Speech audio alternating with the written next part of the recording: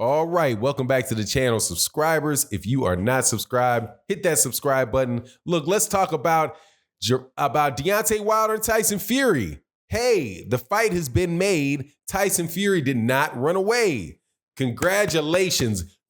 Hey man, two times a charm for Tyson Fury on this one. But what we're going to talk about in this is, now that this fight is made, I'm happy that it's made. I think it's going to be a very good fight. It's going to be a competitive fight. The last fight was a competitive fight, but Deontay Wilder has accomplished something that, with the signing of this agreement, that people just a year and a half ago said would not happen.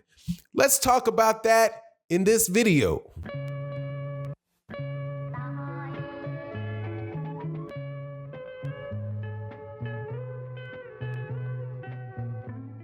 All right, welcome back to the channel, subscribers. If you are not subscribed, please subscribe, hit the bell icon so you can be notified of when we release more content.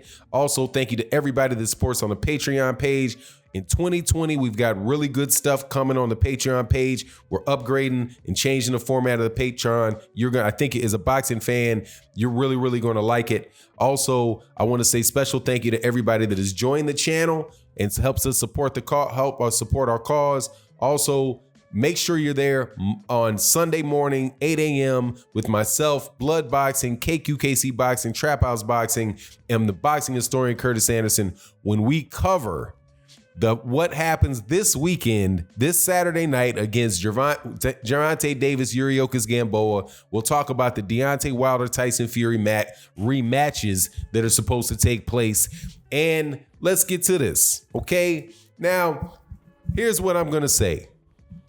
We're going to do a lot of talking about who won the last fight between Deontay Wilder and Tyson Fury.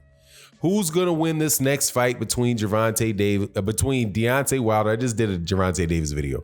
Deontay Wilder and Tyson Fury, right? Who's a dosser? Who's a crackhead, right? All of that type of stuff. We're going to go back and forth during these next couple months in the lead up to this fight.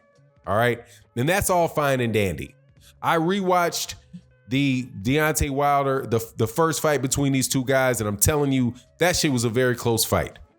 One thing that should be agreed upon by people is that was a close fight. It was officially a draw, but in the first round, no particular round went heavy to one guy or the other in the first 8 rounds. And if anybody says differently than that, man, you're either a Tyson Fury fan or you're a Deontay Wilder fan, but you're not actually. I don't believe that you're actually looking back, going and looking at those rounds and saying how many punches really landed. In one round, one guy might have landed 1 or 2, maybe 1 or 2 more punches than the other guy landed. And then it would go, and there were rounds where there's rounds when Tyson Fury might have landed a punch or 2 more than Deontay Wilder. There was rounds that Deontay Wilder might have landed a punch or 2 more than Tyson Fury, right? Which is why the CompuBox stats for that fight are almost identical, because they were landing almost the identical number of punches. So all of that stuff about a lopsided win, get out of here.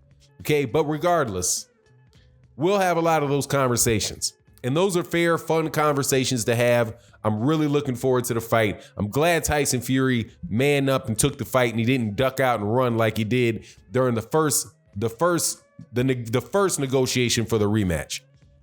But what Deontay Wilder has accomplished and Tyson Fury has accomplished is this. They are doing this without Anthony Joshua. A year and a half, 2 years ago, if the entire heavyweight division revolved around Anthony Joshua, everybody had to go to Anthony Joshua. Anthony Joshua was the #1 heavyweight in the world.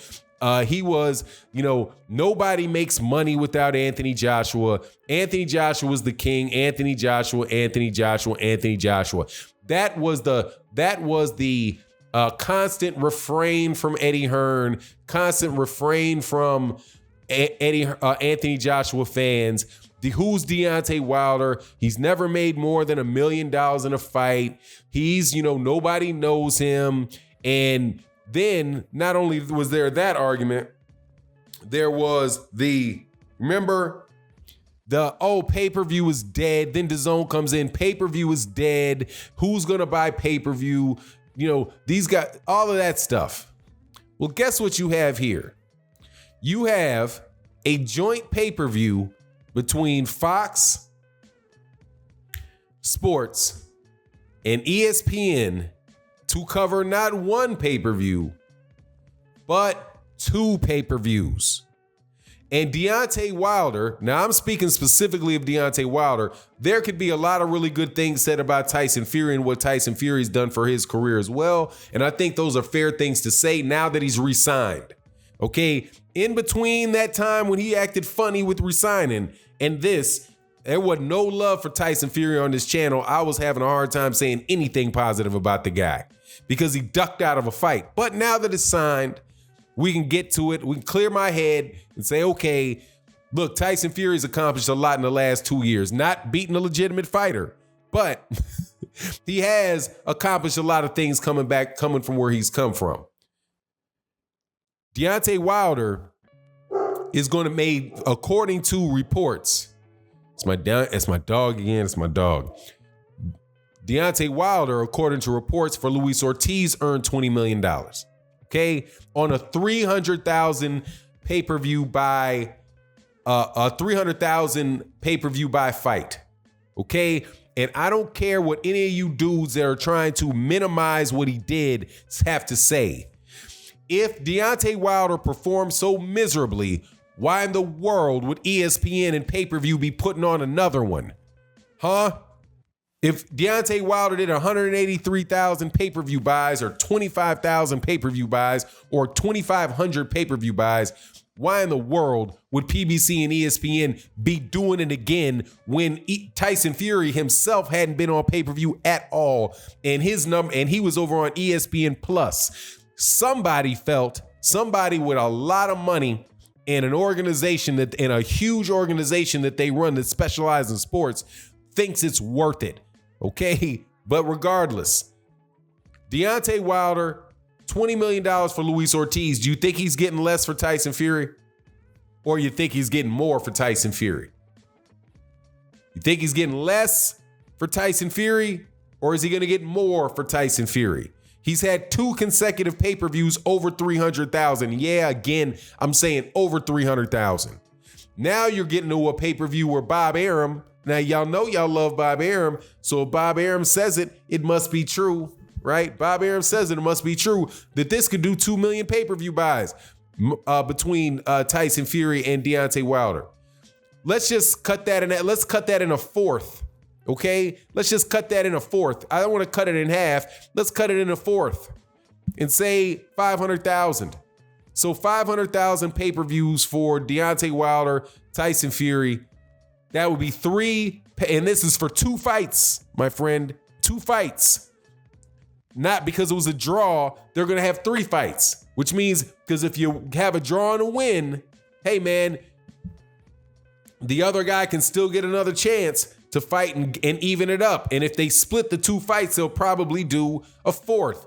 Kind of like Bob Arum did with Manny Pacquiao versus Juan Manuel Marquez, where he kept making fight after fight after fight. That seems like something Juan Manuel Marquez, that's something that Bob Arum has done before and made a whole lot of money for Manny Pacquiao and Juan Manuel Marquez. The reason I say this is, though, that where's Anthony Joshua in this? Where's the need for Eddie Hearn to come save American boxing? Where's the need for people to pay homage and bow down and say, I'll take anything to fight you, AJ? Please, AJ, let me get $12.5 million on a $100 million fight just so I can be in the ring and earn my way? No. Deontay Wilder went another direction, did his own thing, and what is almost guaranteed, provided the fights happen, because, things can happen, provided the fights happen, Deontay Wilder could be clocking as much as $100 million in his next 2 to 3 fights. Over 3 fights, because it was 20 for 1.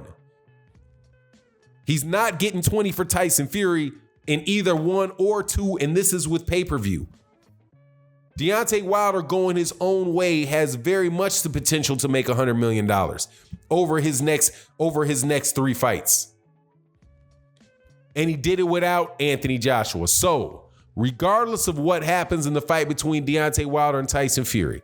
Regardless of what happened in Deontay Wilder Tyson Fury 1, what would happen or will happen in Deontay Wilder Tyson Fury 2, or what would happen or will happen in Deontay Wilder versus Tyson Fury 3, or your opinion of how wide his punches are, or how your opinion on whether or not he's ever fought anybody in the top 10 or any of that other nonsense. Deontay Wilder is a successful boxer whose name is known in the United States and is extraordinarily well compensated because he is a star in the boxing world. So, at the very least, Deontay Wilder and Tyson Fury in their own little world, they went off into their own little world and left all you dudes out there saying that Deontay Wilder needed to kiss Anthony Joshua's boots. He's already proven you wrong. He's already a winner in that regard, simply because these fights have been made. You let me know what you think in the comment section and eat that crow. But let me know what you think in this comment section after in this video. With that, I'm out. Peace.